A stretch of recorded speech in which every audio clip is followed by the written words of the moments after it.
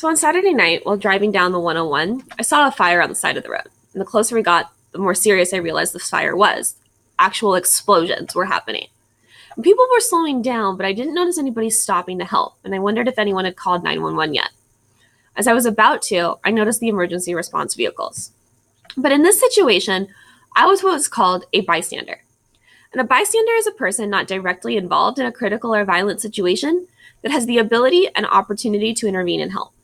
As an educator, I see the value in teaching students not to be idle bystanders, because teaching to stand up against injustice and violence helps produce socially conscious and responsible adults. And we need to cultivate a society of socially responsible people, because bystanders have a responsibility to society to intervene when there is trouble, and this responsibility begins at the schools. So before explaining why bystanders have a responsibility to intervene, it's necessary to understand what intervention means. Many people think of intervention as physical intervention or direct intervention, like pulling a student off of another person or trying to put out a fire. But this is not the only way you can intervene. These actions can be dangerous, and a bystander might resist trying to intervene for their own safety. So what can you do instead?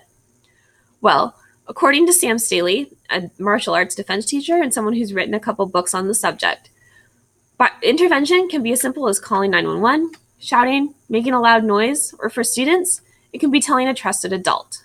You don't have to physically intervene to fulfill your responsibility. With the understanding that bystander intervention comes in many forms, student bystanders have a responsibility to intervene because in bullying situations, the victim is much more likely to get the help they need and bullying rates will decrease. According to the National Bullying Prevention Center, more than 1 in 5 students are being bullied, but when a peer bystander intervenes, bullying stops about 57% of the time. Similarly, Ballston Spa High reports that when bystanders intervene, it can stop bullying within 10 seconds over half the time.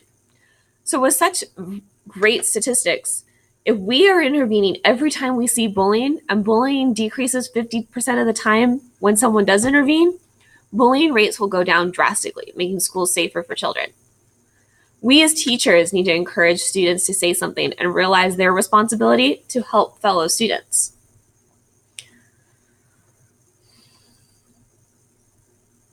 The results of student bystander intervention and bullying translate to the bystander intervention in more violent or severe situations.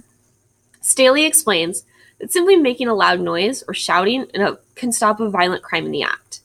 Offenders generally feel like they're weak or being watched and don't want to get caught, so they tend to stop whatever they were doing that was attacking another person.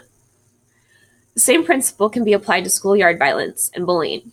If a student is causing physical or mental or any kind of harm to another, and a student just shouts or yells for help, the attacker is less likely to continue what they are doing.